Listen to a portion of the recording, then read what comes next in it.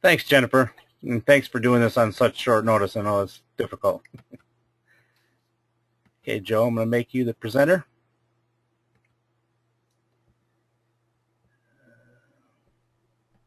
Take Joe off mute.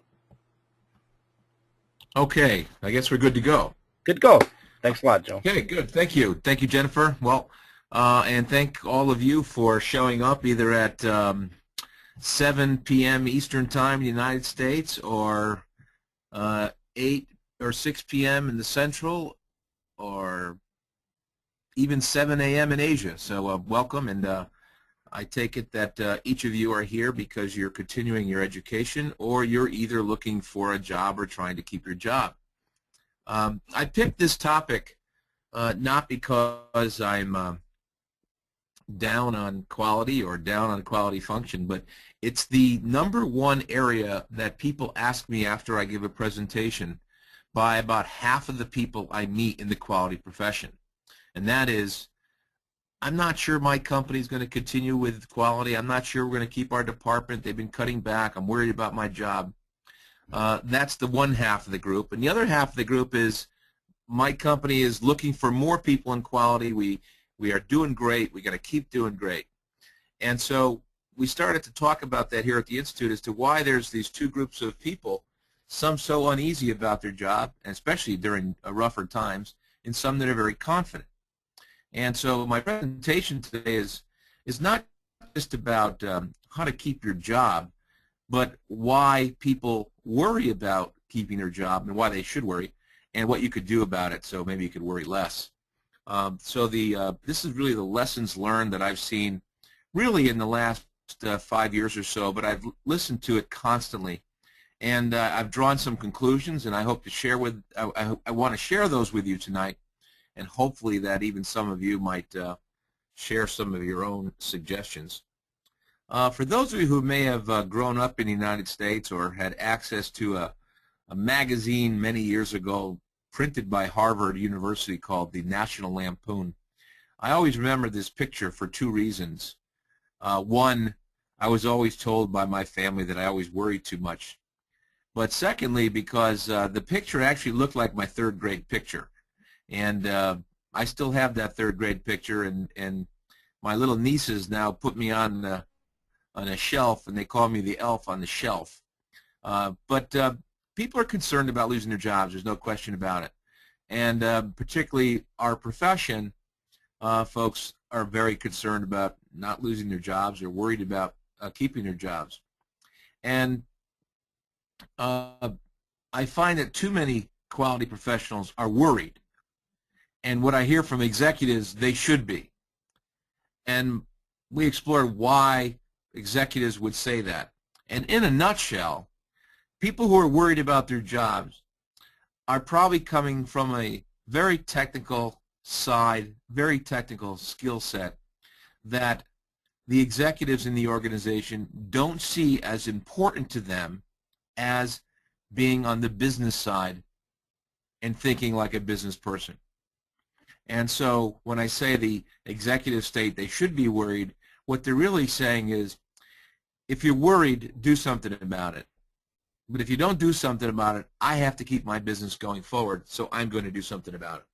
So what I'm going to try to do tonight is share with you some of the information that we've learned that could help take away some of the worry.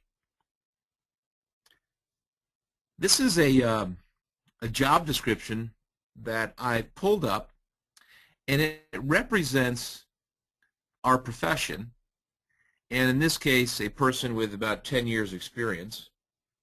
And it's one of the many jobs that I see or am asked if I have a candidate for at least on a weekly basis. And I wonder, how is it that I get asked, do we have a good qualified quality professional on one hand, but on the other hand, I meet people who are worried about their job. And not only that, when you read this job description, it is clearly describing a technical side of a quality person and what they need to do, highly experienced, understanding the various methodologies of quality, customer satisfaction improvement, digital Six Sigma, working with large customer bases.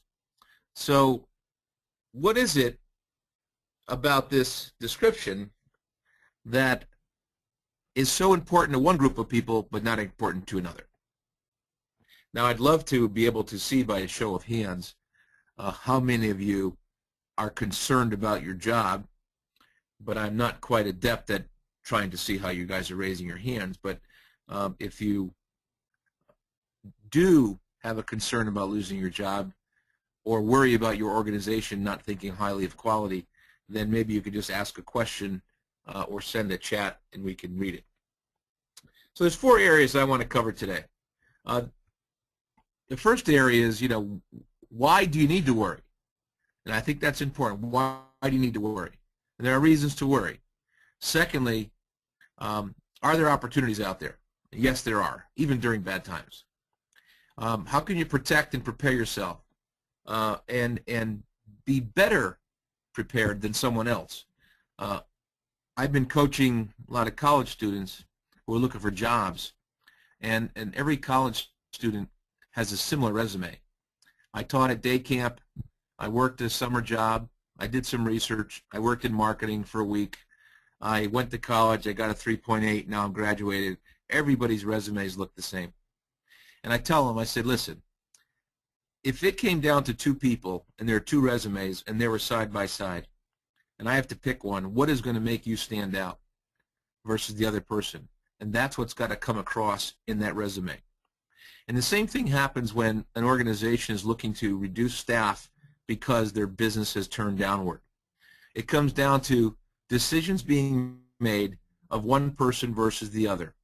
And if it comes down to 2 people, and you're one of those people, they look at you, they look at the other person, you have the same resumes, which one of you are going to keep your job? And I'm going to answer that question now. The one that keeps their job is the one that is there to help the business grow and prosper versus the one that's there to try to figure out how many defects they can find, how many reports they can write, and how many documents they can prepare. So the answer to this is you could prepare yourself by being that person come time to be evaluated against someone else by being capable of thinking big Q, thinking enterprise, thinking business. And the fourth one is what can you do to retrain, re-energize, renew, or resell yourself? Jennifer just described ASQ Automotive's continuing education, and those are important things, but there's also continuing education beyond our technical areas. How many of you feel very comfortable and adept at reading financial P&Ls and being able to relate the quality function to driving the top line or the bottom line?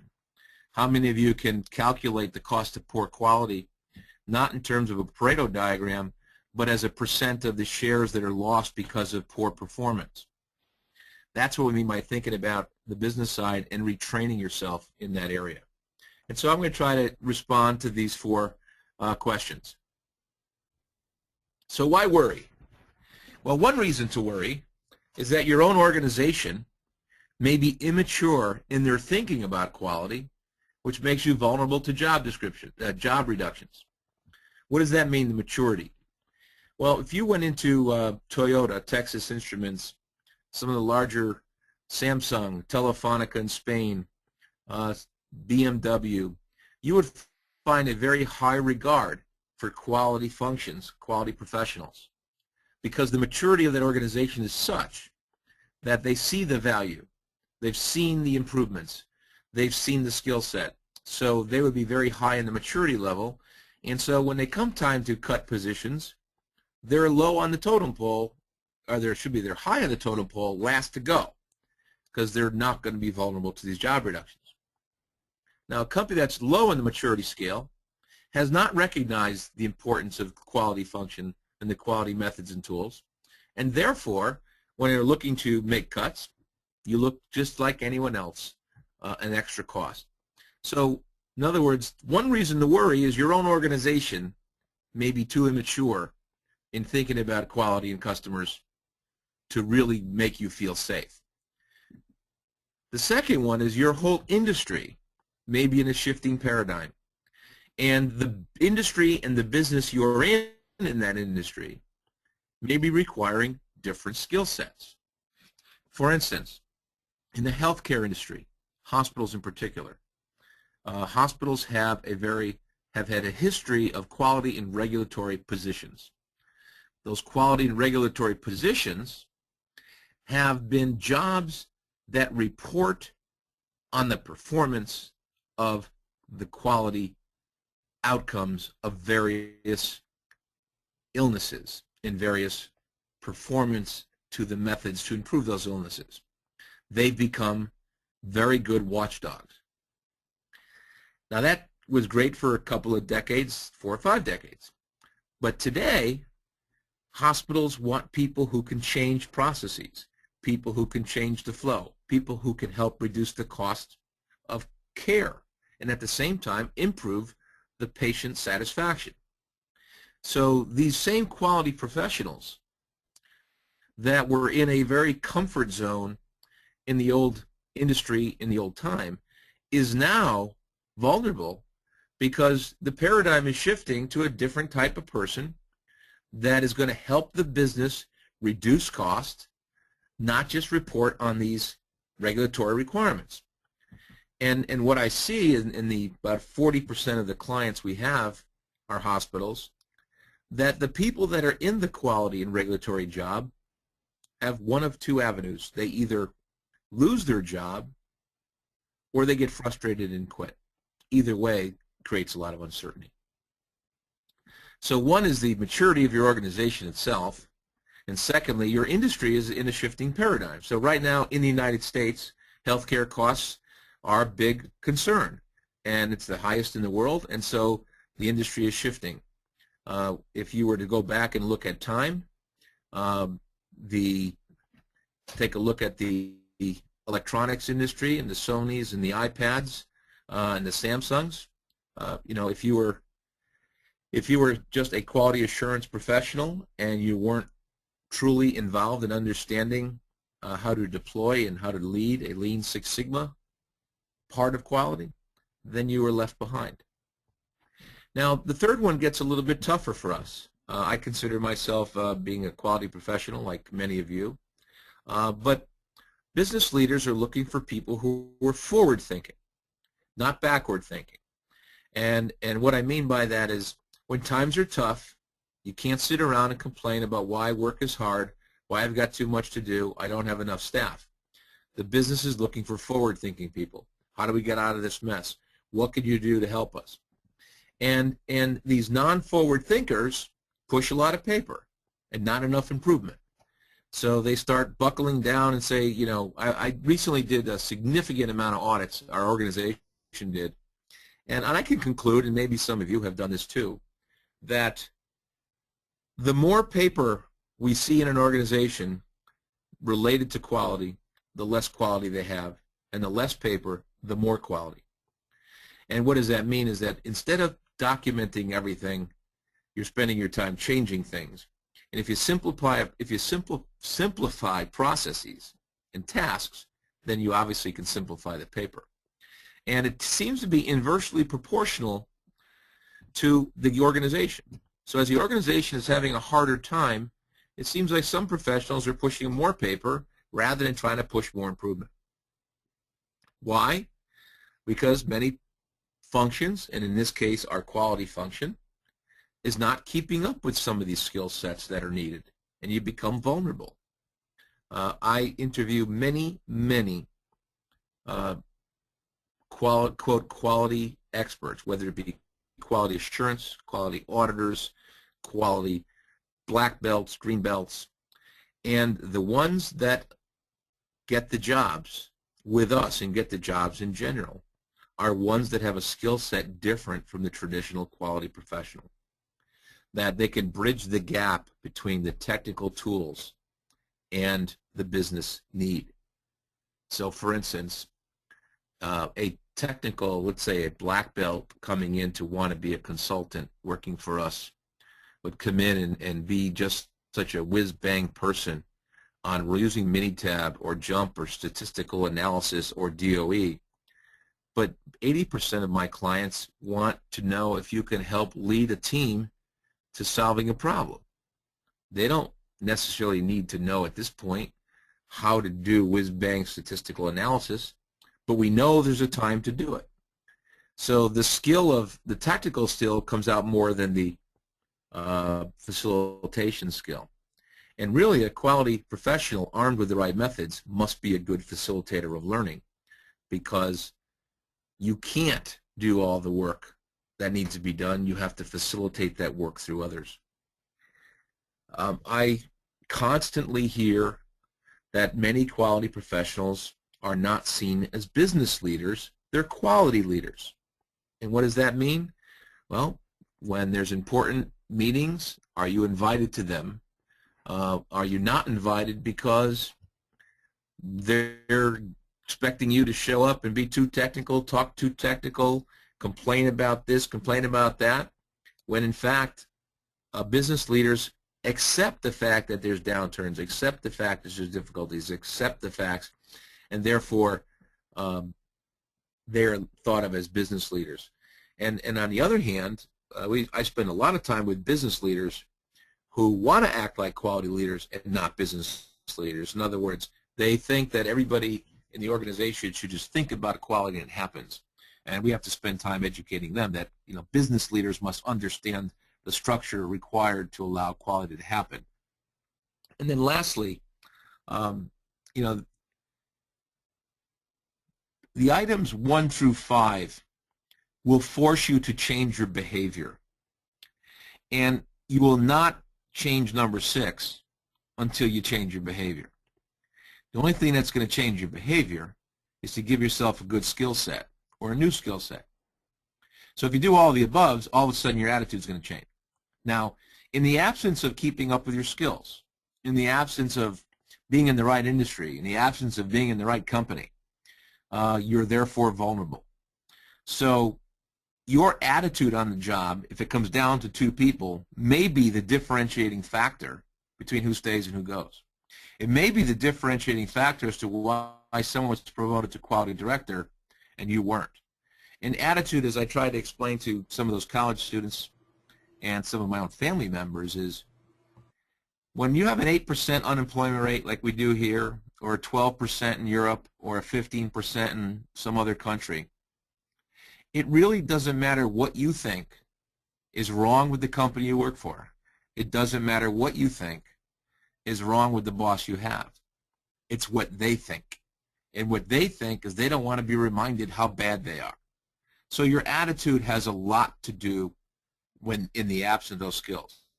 On the other hand, your attitude will change if you're armed with the skills and armed in the industry and armed in the company that allow you to use those skills, and you'll see an amazing, amazing difference. So why worry? There's 6 good reasons. And the last one, which probably is the first one, is a bad attitude because you're frustrated. Take a moment, and though I'm not going to be able to see this, I'm going to have to make some assumptions. Just take a moment and respond to these 4 questions here. Is my role and quality to the organization you currently are at critical, even in these bad times, which are, by the way, getting better for many? Are you capable of leading the organization to its mission, given the opportunity?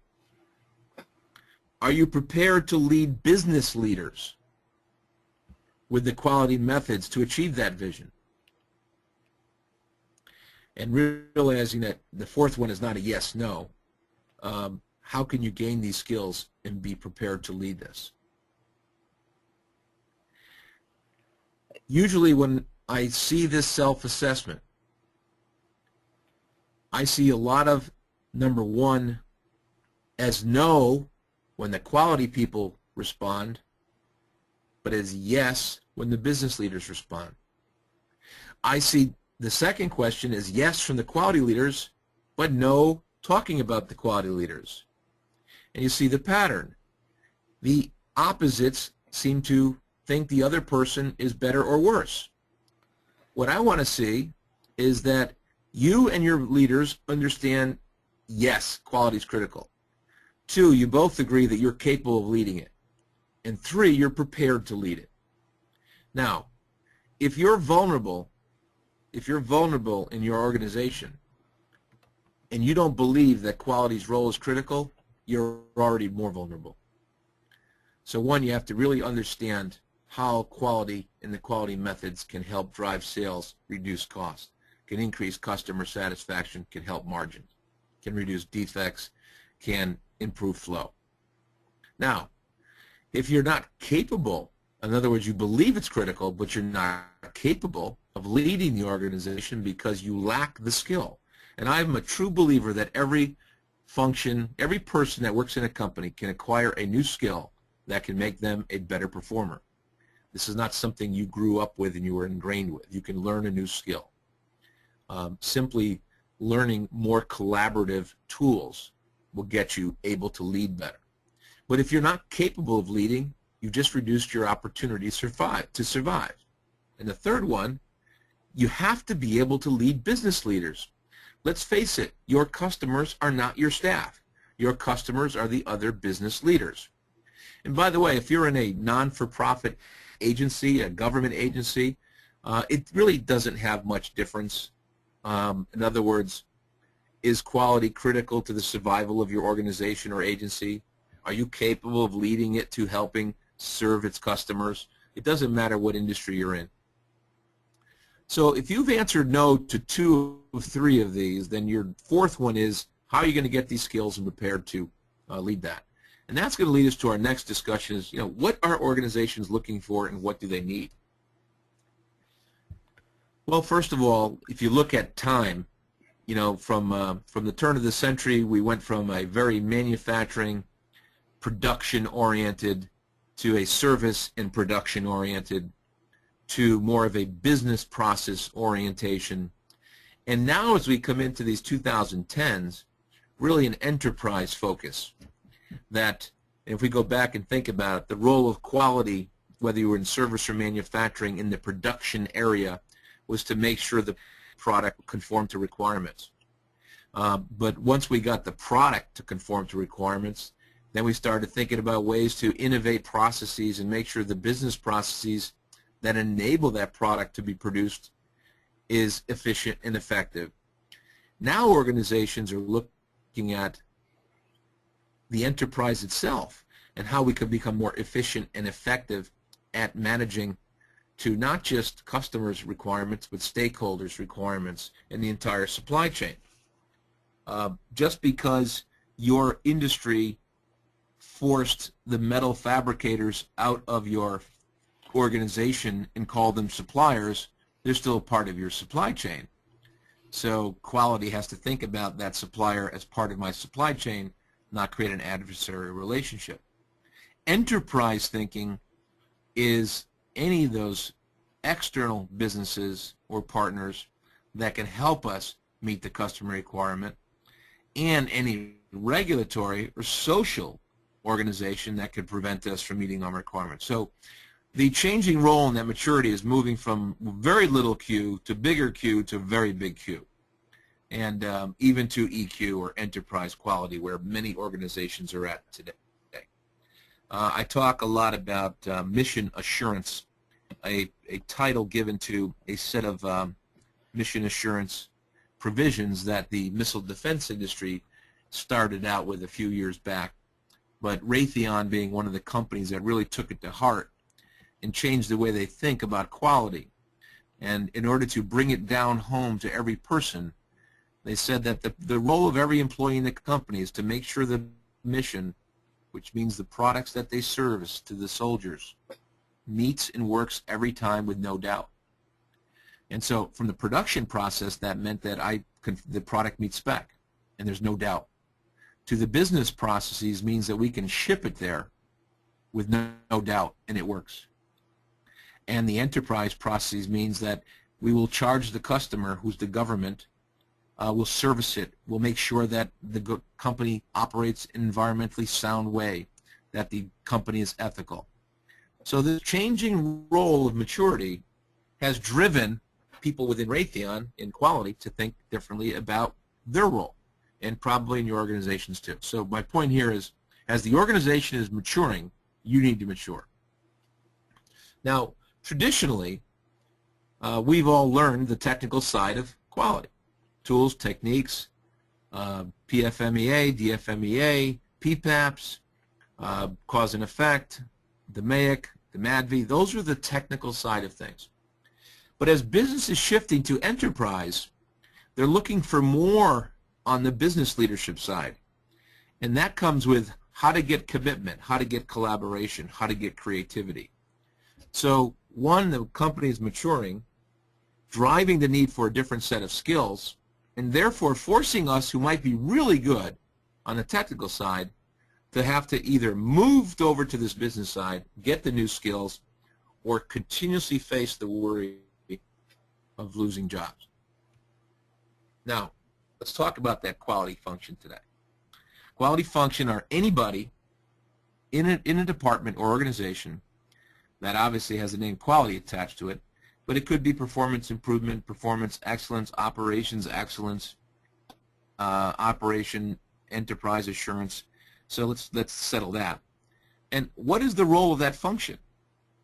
When people say everybody's role is quality, well, that's good, but there's still a need for a quality department to be able to help people set the standards, set the targets, set up quality control, quality assurance. And if people think that the quality function is not needed today, just ask their customer.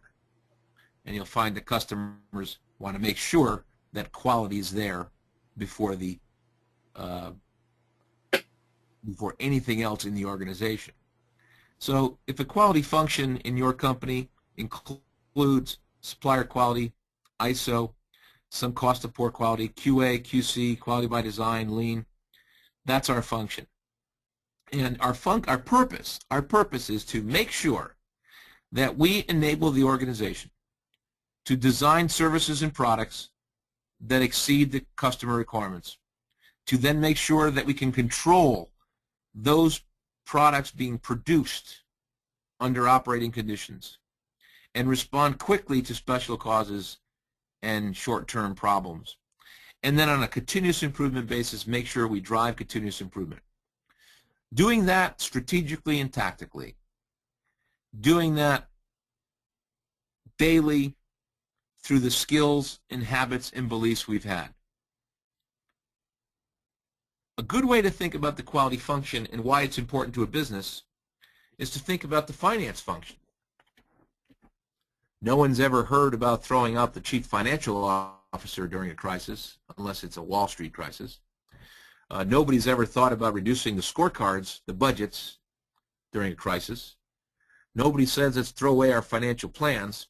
So in other words, the finance function is pretty well ingrained with the chief financial officer, financial scorecard, financial plans, goals, deployment of goals, and various people like accountants and auditors. Well, the quality function is the same thing. It needs a quality leader. It needs a scorecard to show the organization how well it's performing so it can meet their financial scorecard. We need to have not quality plans, but plans that drive quality so that the financial plans can be met. For instance, financial plans state that we're going to increase sales 5%. Well, how are you going to do that? Are you going to do that by decreasing defects, thereby making customers happier with your product? Are you going to do that by increasing the number of customers you get? And how are you going to make that happen? So we need a quality function. And the best example is to just tell your organization the quality function acts like the finance function, except we can do without finance, but you can't do without quality. We know that improving quality increases sales and reducing costs. It's just clear. So why shouldn't quality be considered the same way as the finance function? Now, it can't be considered the same way if our entire quality function and quality professional is sitting on this technical side of quality. They have to learn the skills to be able to act like the finance function. And think about that. A financial auditor looks for potential risk and creates a plan to close that risk. a quality auditor should do the same. Look for the risk related to customer dissatisfaction or increasing costs because something may go wrong, and put in a plan. Which is going to have a greater impact? Quality auditor, financial auditor. Quality auditor comes before a financial audit can take place. So you need to start to explain in a business way the importance of being that quality function. Where do we see the quality function going in the future? And it's here today. It's the integrator of strategy and quality.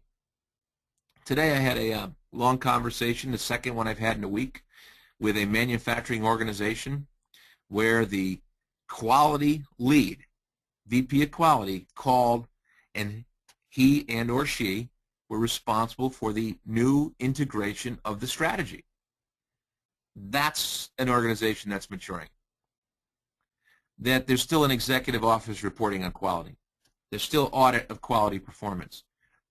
The difference, though, is audit of performance can be multi-talented, multi-function team. So we can take environmental audit, quality audit, finance audit, supply audit. The commonality there is audit. We could take a multifunctional team and we can go in and audit those things at the same time, reduce the cost of doing audit. And by the way, the less frequent audits we do, the better we're performing. The future quality office got to be the driver of change, not the follower of change. They should be the center for what's important to be trained. I visited a company last week, or actually 2 days ago, and there's no training in the organization except for design of experiments. Well, if the only training on quality is design of experiments, what percent of the organization is being trained on anything? 20%? And the other one is, this is where body of knowledge, ASQ, our organization, you know, there are new methods or old methods gaining new light out there. And so you also have to become sort of the research on what to do differently. And the only way you're going to be researching new methods is if you're constantly on the business side of the skill set. What are other organizations doing? How are they doing them? So, as I've said, for some of you who might have been in any of my sessions, the quality function's got to continue to make the shift from little q to big Q. Businesses are moving quickly from that product quality to the enterprise quality, but the quality profession is not moving quickly enough. My role in our mission and the mission of Dr. Duran was to educate another entire society full of quality professionals. Dr. Duran called them qualitists, like scientists. He felt that strongly about it. So as you start thinking about your skill set, what should you be adding? What's your office going to look like? Are you capable of being called a quality officer? Do you have metrics that relate to the business? Do you know how to align things? Do you know how to identify gaps in alignment? Do you know how to calculate the cost related to poor quality as a percent of sale to show how much money is being lost, not how many defects there are? Is your staff capable?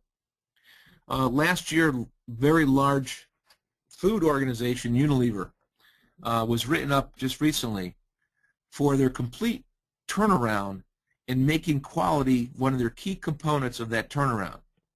And what they had to do was that they had to reassess, reevaluate every quality professional, and then identify the skills they needed to perform on their job, and then close the gap between how they did on those skills and how to learn those skills.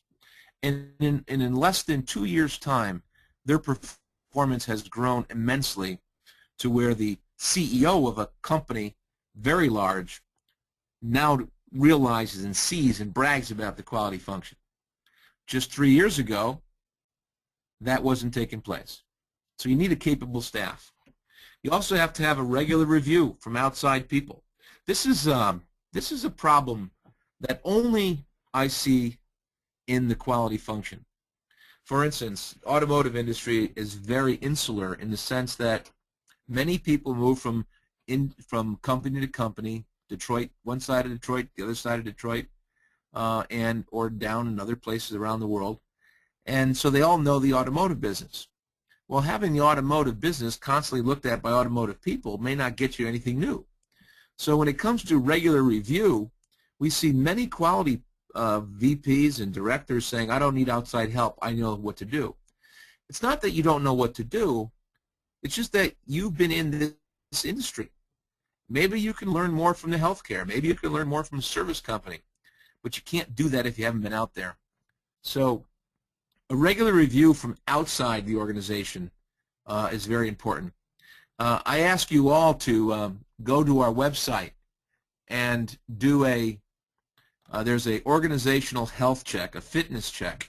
It's a free assessment that you can perform, and there's two reasons for me telling you this. One is it'll give you an idea of what is needed in a enterprise-wide assessment, and two, it'll help you understand what I mean by thinking about the business.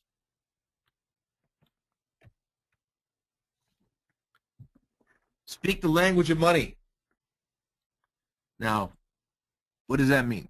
That means instead of saying we have 20% defective parts returned last week, you say that we lost the ability to make 22 cars because we didn't have those parts, and that cost us earnings per share of X. Language of money. Instead of saying I need more auditors, say that we have too many suppliers that are creating failures and that it's costing us more money in inspection, and therefore we need to step up the supply audits. That's the language of money. Deal with people, customers, and other functional issues in a way that is not technical. And I'm sorry I jumped over number 2. Don't just think about today's tactical quality issue. You got to think about long term. So when you're thinking the language of money, you may not have enough to go on because of a day failure, a week failure, a month failure. We want you to think about it in terms of an annual failure. 3% scrap rates in some industries are catastrophically poor. In other industries, they're no big deal.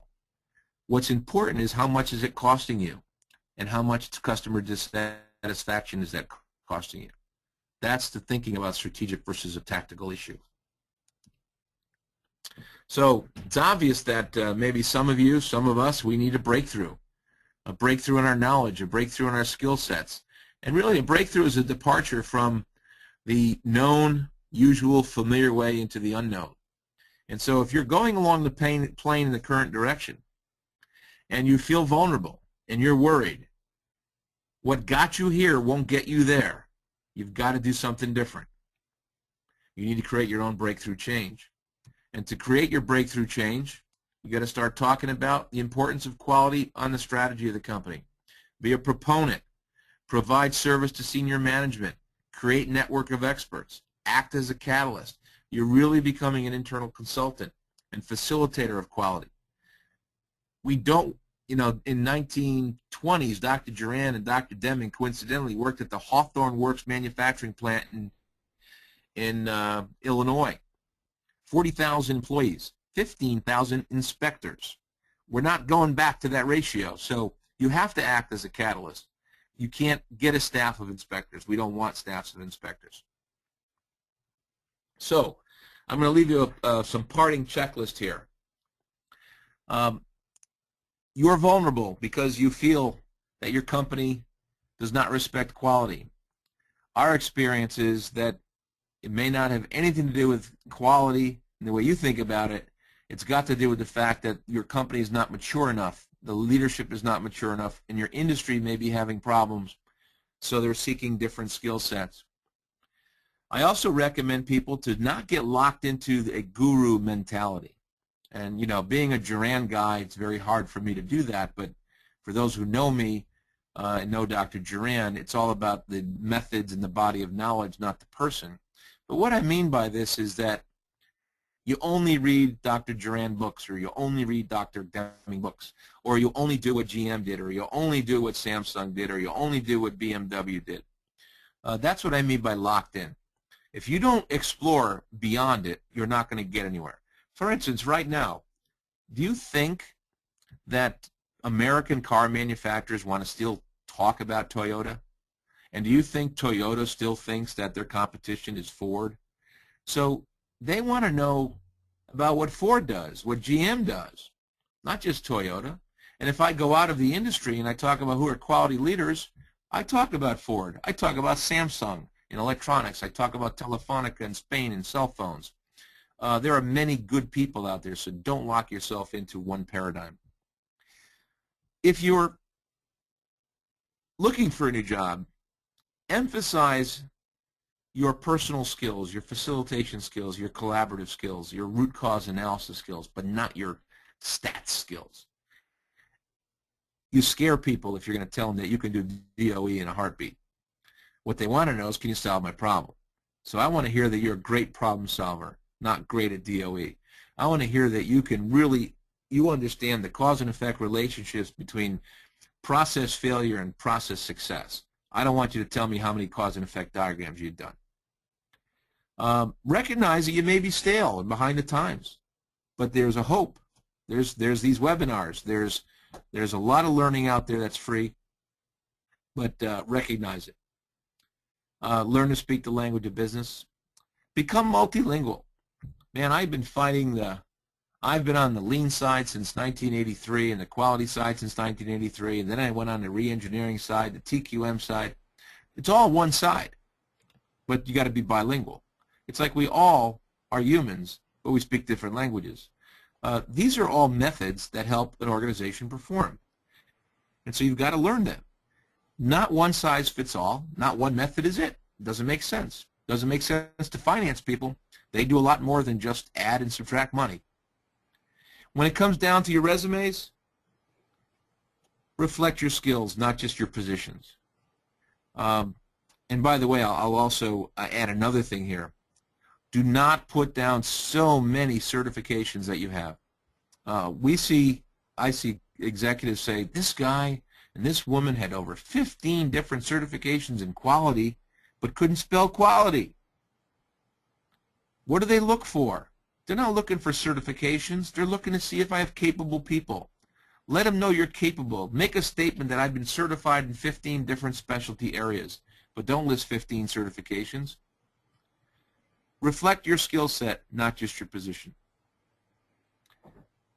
Going back to the attitude issue, if you're not passionate about change and quality and improvement, maybe the position's not for you. Maybe being in quality is too hard. And what I tell people is that if you're unhappy, give yourself 3 years, and if you're still unhappy, get out. And then, going back to my first statement of this presentation, if you're in an industry or a company that's not mature, and you like it, and you think they have some success, then it's your job to help them mature. It's your job to start bringing them to the water to make them drink. It's your job because no one else is doing it. And if you do it, when it comes down to those two people, you might be the one to survive. And with that, I would like to let you know that you can contact us. This presentation will be available online through ASQ. If you want to personally reach out to me, I do read my own emails, and that is jdefeo@juran.com, or you can find me through our website. And also that little line under this, see how Juran can prove you, that's a video. So I'm going to turn it back to my hosts and see if there are any questions that we might be able to answer before we let you all go home and have dinner. Great, Joe. That's wonderful, wonderful topic there. If you have any questions, we got a quiet group tonight. Go ahead and ask your questions in the right-hand panel there, and I'll tee them up for Joe. But Joe, that was so on topic. I know personally I have a lot of colleagues that say, I always complain about management. They don't get it. But like you said, they don't speak the language of quality. A lot of our engineers will run tests, and we're talking degrees of freedom and p-values, and look at this t-test I did. When in reality, all the CEO or the divisional president wants to hear is, no, I'm 95% confident that this is going to improve my ROI or CAGR or EBITDA, P&L. And if you don't understand some of them terms, I know there's a couple videos out there that, kind of says Business 101, and it's really good, because we always complain that management doesn't understand us, well, we don't understand them. So it's a very good that's point. it's very, very good analogy. I'm still live, right? Yes, yes.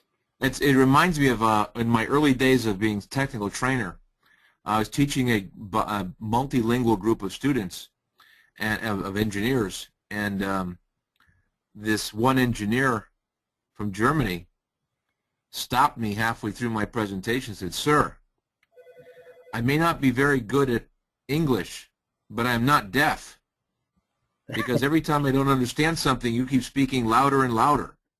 And that's like speaking a different language to your management. You're talking p-value, just give me my answer. Are we going to do it or not do it? So very, very well put. Yeah. Once again, please feel free to ask your questions. One question's coming up, Joe. Years ago, there was a study out that said, the industry was preferring, and I'm paraphrasing here, like a Six Sigma certification over an advanced degree in, let's say, engineering. Is that still true today, or is that a little dated? If I heard it correctly, Six Sigma being preferred over... Like a master's degree. I don't know if I've ever seen that to be true, and I would pick it apart and say this. First of all, you define Six Sigma. If Six Sigma is a black belt, and a black belt gets 6 weeks of training at the most, how could that possibly be a replacement for an advanced degree? Would you want a doctor or a surgeon working on you that took 6 weeks versus 6 years? So my response would be, no, it's not an advanced. What it is, I think what's behind that statement is, are the skills of Six Sigma sufficient enough to me to perform well in an organization versus getting an advanced degree? And I think there's some merit to that the skills of Six Sigma are pretty good. But you can't compare the length of training and education from one to the other, because it just doesn't cover everything. For instance, most Six Sigma training doesn't include a lot about facilitation, creativity, innovation, how to read a P&L. So it's got to be more than that, and I would say that Six Sigma experts are in demand, but a Six Sigma expert armed with an MBA is going to go a lot farther than a Six Sigma expert without one.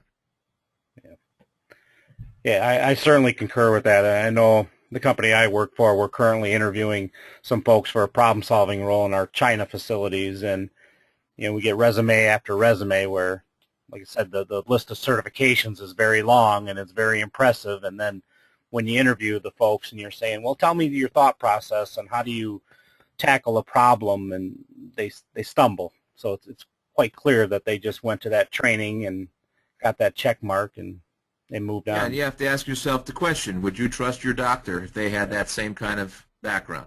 Yeah, absolutely. Another question, I guess it's Six Sigma tonight, but the state of Six Sigma seems to be on the decline. Would you concur with that? No, I would not. And I'll tell you why, because I've not seen so much activity. You have to ask yourself the question, if you're sitting in an organization, or if you're sitting in Detroit, and you have begun the journey of Six Sigma in 1996, or 1998, or 2000, how long is it going to take to educate and train the people in your community, in your business, in your town, in your state? 3, 4, 5, 10 years. So what you're seeing is that the people now have been trained, it's in the organization, and the organization has matured, and now it's ingrained, and you're saying, wow, where's all that fanfare? Where'd all those workshops go? Well, why didn't you keep training people if you trained them? Why do we need to keep hiring more black belts? We have them. So one part of that is it looks like it's on decline because you don't see it. And the other thing is you're not standing higher looking down. I will tell you this, that it is still very hard to find Six Sigma experts to hire. It is still we are very busy. And what's very interesting is that for the first time in many, many years, a lot of the Six Sigma work is coming from manufacturing companies. And the best way to describe this is probably, you know, Dr. Duran lived to be not 104 or whatever, and I've been doing this for 25 years. You have to keep in mind that even that financial analogy, there's always new people coming up to learn it. And so they've got to constantly fill and backfill. So I think the decline has come from your industry. The decline may have come because you've done a lot of education and hired a lot of people. But this has got a lot of life left to it. And also define what you mean by Six Sigma, because most organizations now, they say they're doing Lean, but they're doing Six Sigma. They say they're doing Lean Six Sigma, but they're doing Six Sigma. So I would say that it's in a pretty good place right now, and we're very busy because of it. But don't forget, I think the world has trained hundreds of thousands of belts, and so there's only so many more you can train. Yeah. Yeah, that's a great statement. The next one, bear with me here. How do you think Dr. Duran would define a qualitist if he were alive today in 2012? Would that person have more of the skill sets of a seasoned baby boomer with 30 years of quality experience, or a young, up-and-coming technical professional with finely honed digital skills? That's a great question. First of all, Dr. Duran has ingrained his thinking in all of us, so he is alive and well. As a matter of fact, I'm staring at a 6-foot picture of him on the wall. So correct me if I'm wrong, Dr. J. Dr. Duran would probably say something like this. If the skill set today is required to be digital and you don't have it, then your luck has run out. If your skill set is required to be digital today and you have great analog skills, your luck has run out. He would say you have to be a lifelong learner and you have to keep moving forward. And it doesn't matter what your experience was 30 years ago, it's what your customer wants today and what your business needs today. So I think he would just say, like he says to other folks, you have to keep relearning and reskilling and retooling yourself, because I can see it. I will guarantee you that more new people coming into the workforce with much better just typing skills, much less aversion to technology, are easier to deal with than those people who are stuck in a paradigm, who don't like change and don't like some of this technology. The answer is pretty clear. I'm going to go with the digital guy because it's a less risk. Yep. Buy an iPad. Yeah, it's a wonderful technology. I have an Audi that has a finger pad on the console so that I can actually write notes, write phone numbers, and search navigation. So there is an iPad and an Audi, in one way.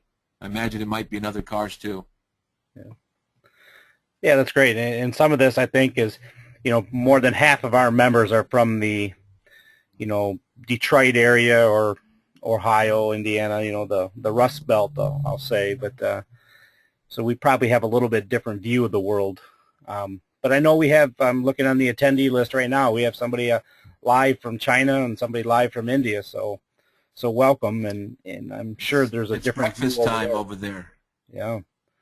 We have Duran in China and India, and I like it because you can always have a phone call 12 hours apart during a business hour.